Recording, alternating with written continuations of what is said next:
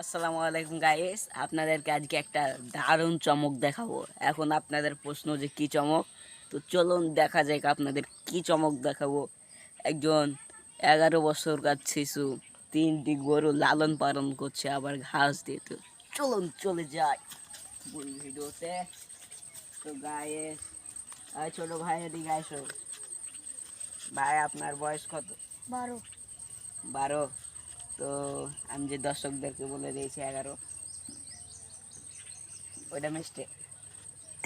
তো আপনি এই গরুগুলা কতদিন যাবত লালন পালন করছেন? 1 বছর। 1 বছর যাবত লালন পালন করছেন, তো শুধু ঘাস দিয়ে?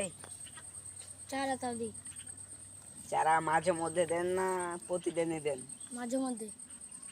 ও, চারা ভাই মাঝে মধ্যে দেয়। ভাই, এই যে 3টে গরু, ক্যামেরাম্যান দেখান।